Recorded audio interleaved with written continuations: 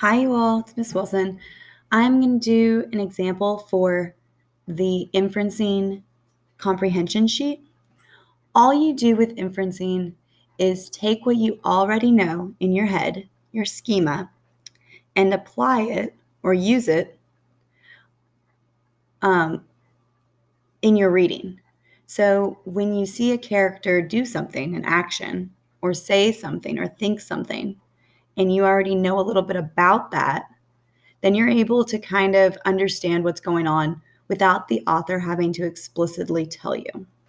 So I'm going to be reading a book with you, Small in the City. And the reason I'm choosing this one is because it has a lot of illustrations and not many words, but you still learn a lot about the character without very much text. So here's the main character.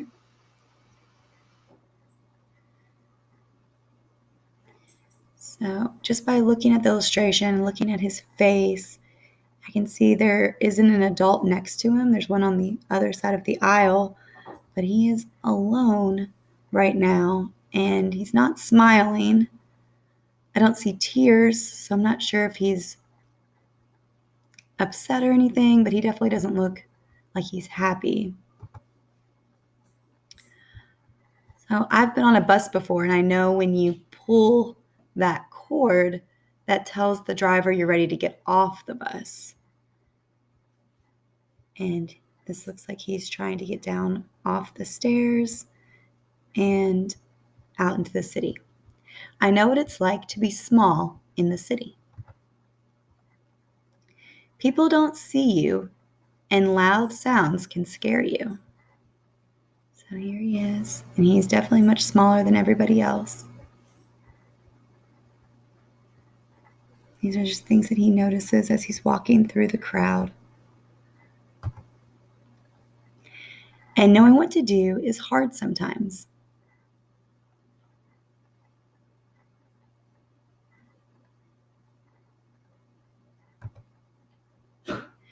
Taxis honk their horns.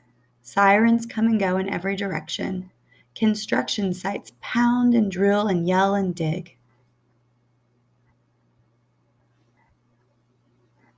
So just by seeing the amount of traffic and the fact that he took public transportation and not a car, I'm inferring that he probably lives in a really big city like New York City, maybe Chicago or Los Angeles, but my best inference is probably New York City if it's in the United States. But you know what? I see some text here. He could be in Tokyo, which is in Japan, or Hong Kong. Those are also big cities in other countries. The streets are always busy. It can make your brain feel like there's too much stuff in it. But I know you. You'll be all right. If you want, I can give you some advice. So he's willing to give advice. That's really nice. It's really interesting that he's saying that. Alleys can be good shortcuts, but don't go down this alley because it's too dark. 3 big dogs chase and bite each other in this yard. I would avoid the place if I were you.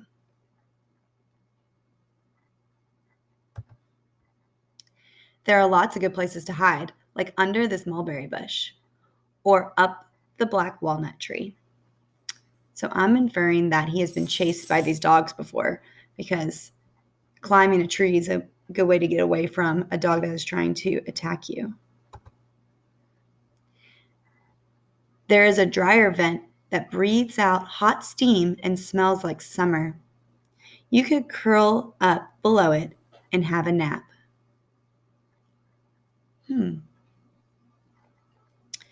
Now I'm inferring that because he is sleeping under a dryer vent, that maybe he doesn't have a place to live. Maybe he is homeless.